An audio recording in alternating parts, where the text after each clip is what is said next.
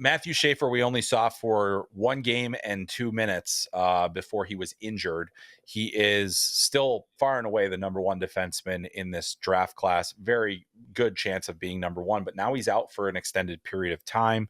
I think we're both in agreement. I think we talked about this a little bit because he had been injured in before our previous podcast.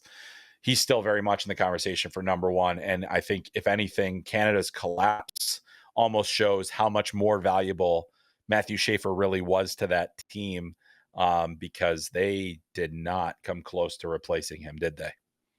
No, and I was going to say that too, is that, he was really good in those 3.1 periods that he got to play. Clearly the most talented Canadian defenseman, and was going to have a big tournament. Like, if he had played, he could have been that guy that was like, there's a stamp, I'm the number one guy, right? He was trending in that direction. But then for the team to fall off a cliff like they did without him, not being able to move the puck, not being able to have their defense activate the way they could or should have been able to, that you're absolutely right. It's almost like the injury was like just more reflective of how important he was and what a talent he is. To have a kid who just turned 17 a couple months ago be that important to a Canadian U20 squad, yes, that comes in a little bit with the player selection and who they brought, that they had no one to replace him with, but also it speaks to just how talented this kid is. And another thing, just a peach of a human too, right? So like we talked about that last week too. So I think personally that he did enough in those like little glimpses that we saw to elevate himself even higher. Now the big question will be, is that like how pumped is a team going to be to take a kid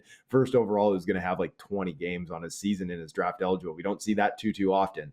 But it does mean we're probably likely to see him at the U18s, which I don't think would have happened again if he didn't get injured. And we'll probably get to see him at the World Juniors next year, because not too many teams are going to be, a young kid like him with a late September birthday, and having so few games in his draft eligible season to then throw to the Wolves in the NHL next year. Even if he's the number one pick, I definitely expect him to be back in junior and then back for Team Canada next year, being their number one defenseman. Yeah, I think that's a lock right there.